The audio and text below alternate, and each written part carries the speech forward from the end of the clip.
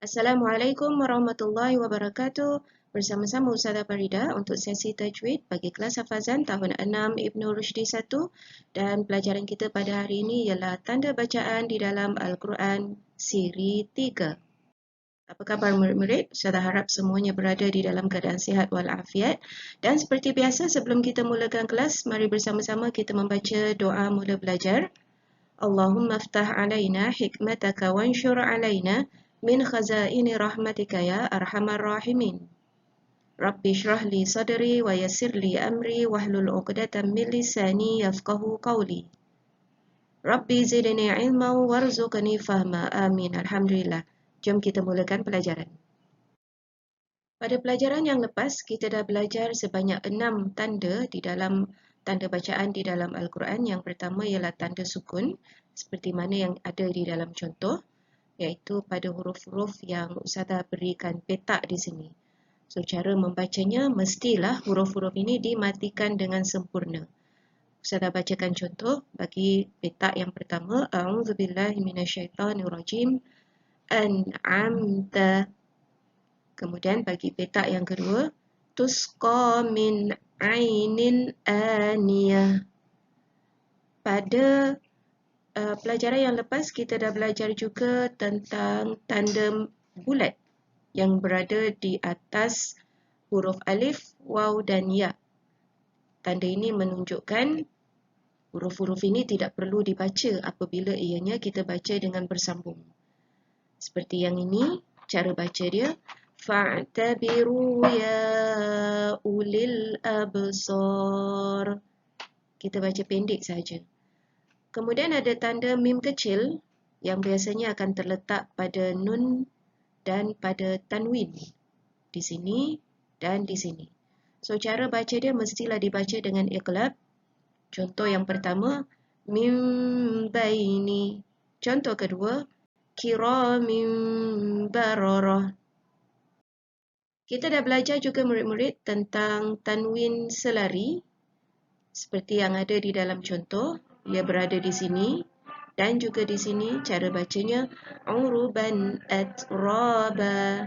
Dan contoh yang kedua, hasidin idza. Maknanya apabila ada tanwin selari, ia mesti dibaca dengan izhar. Izhar bermakna mesti dibaca dengan jelas. Kemudian kita belajar juga tentang tanwin tidak selari seperti mana yang ada di dalam contoh di sini. Ada dua tempat.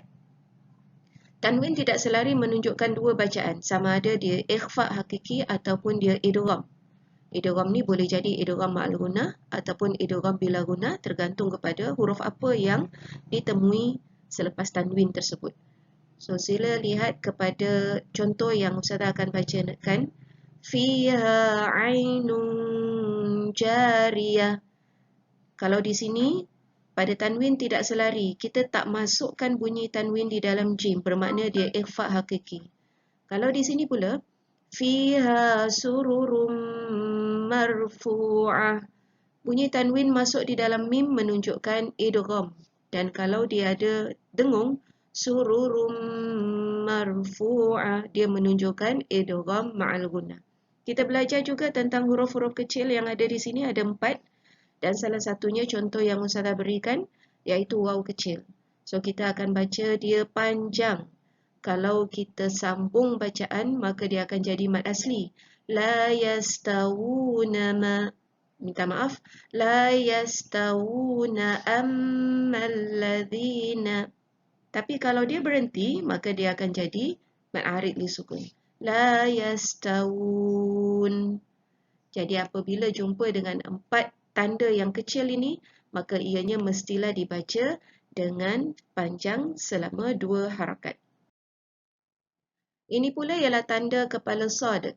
Ianya hanya terletak di atas hamzah wasal, menunjukkan huruf digugurkan ketika bacaan sambung. Contoh ada di sini, hamzah wasal terletak pada awal ayat. Jadi apabila bertemu dengan tanda sebegini, maka alif ini digugurkan.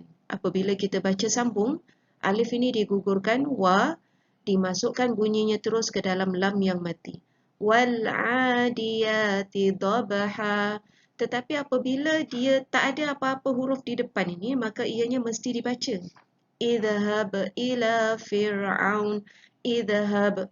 Okay, so apabila bertemu dengan yang contoh seperti ini, maka alif ini mesti dibunyikan sesuai dengan kaedah yang berlaku, iaitu apabila huruf ketiga berbaris atas, alif ini mesti dibaca dengan baris bawah.